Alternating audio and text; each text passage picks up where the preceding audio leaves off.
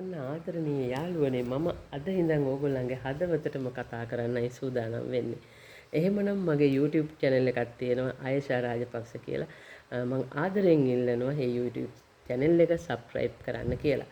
මොකද මම YouTube channel එකේ අද ඉඳන් ඕගොල්ලන්ගේ හදවතටම කතා කරන්න එන්නයි මේ සූදානම.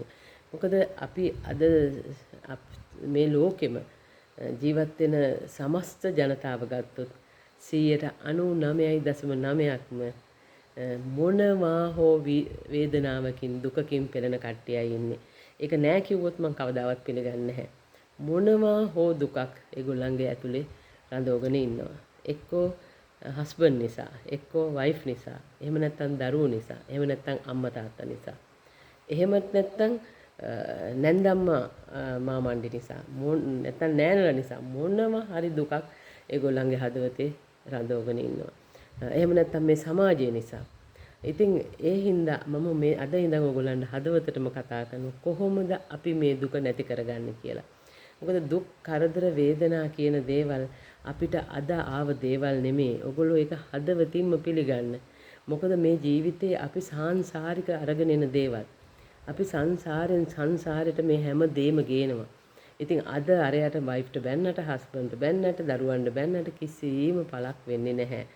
ඒ ගොල්ලන් අපිට ලැබිලා තියෙන්නේ අපි සාංශාරික ගේන පව්පින් අනුව අපිට ලැබෙන තැන තමයි ලැබිලා තියෙන්නේ. ඒක කාටවත් වෙනස් කරන්න බෑ. මම මේ මුළු සමස්තයටමයි කතා කරන්නේ. දුවලා පුතාලා, ඒ වගේම අම්මලා තාත්තලා, අයියලා අක්කලා, නංගිලා මල්ලිලා හැමෝටමයි කතා කරන්නේ. මොකද හැමෝම දුකකින් පෙළෙනවා. ඔයාලා විතරක් නෙමෙයි මමත් ඒ දුකෙන් පෙළුණා. කාලයක් දුක් විඳා. දුක වේදනාව උහුලා ගන්න බැරුව දරා ගන්න බැරුව හිටපු කාලයක් තිබුණා. මම තේරුම් ගත්තා මේ දුක කියන එක එන්නේ සංසාරික බැඳීමක් නිසා කියලා. ඉතින් අපි කොච්චර හොඳ වුණත්, කොච්චර ලස්සන වුණත්, කොච්චර පිරිසුදුව, කොච්චර හැමදේම පර්ෆෙක්ට් විදියට තිබුණත් අපිට වැඩක් නැහැ. අපි කරන පව්පින් අපේ අනිවාර්යෙන් අපි පිටිපස්සෙන් එනවා. ඒක තමයි මේ දුකට හේතුව. හරියට තේරුම් අරගෙන මේ දුකට හේතුව මොකක්ද කියලා හේතුව හොයාගත්තොත් අපිට හැමදාම සතුටින් ඉන්න පුළුවන්. ඉතින් අපි සතුටින් ඉන්න මොනවද කරන්න ඕනේ? මොකද මට වීඩියෝ එක වැඩි වෙලාවක් ගෙනියන්න බෑ. ඉක්මනට කියන්න ඕනේ. මම දන්නවනේ මට දවසක් හරි කතා කරන්න පුළුවන්.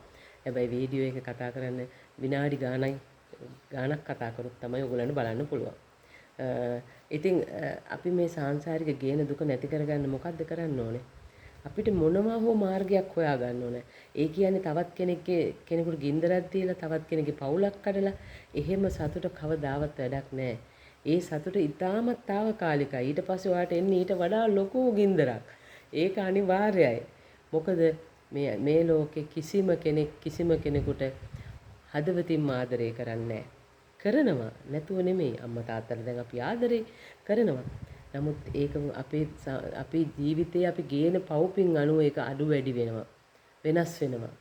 ඒකට එයාට බැන්නත් වැඩක් නැහැ. තව ගෑනු කෙනෙකුටවත් පිරිමි කෙනෙකුටවත් දරුවන්ටවත් බැන්නට වැඩක් නැහැ.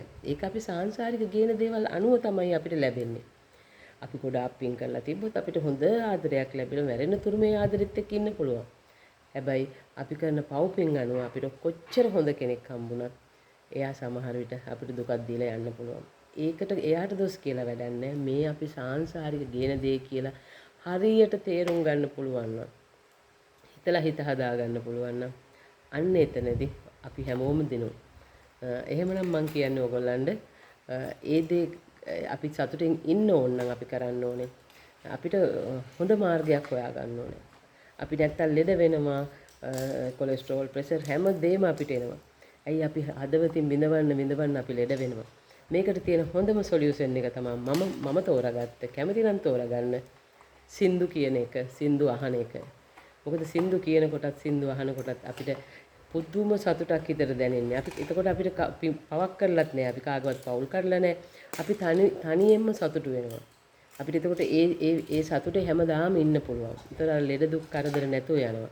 විඳෝන එක අඩු වෙනවා. කරලා බලන්නකෝ. ඔන්න මම වැඩි වෙලා වීඩියෝ ගන්න සූදානම් නැහැ. මම ඕගොල්ලොත් එක්ක කතා කරන්න වැඩි වෙලා බලන්න ඕගොල්ලෝ බලන්නේ නැහනේ. ඒ නිසා එහෙමනම් කරලා බලන්න. සින්දු අහන්න. හැම දුකකදීම සින්දුවක් අහන්න, සින්දුවක් කියන්න. එතකොට ජීවිතේ සතුටින් ඉන්න පුළුවන්. එහෙමනම් මං ගිහින් එන්නම්. බායි.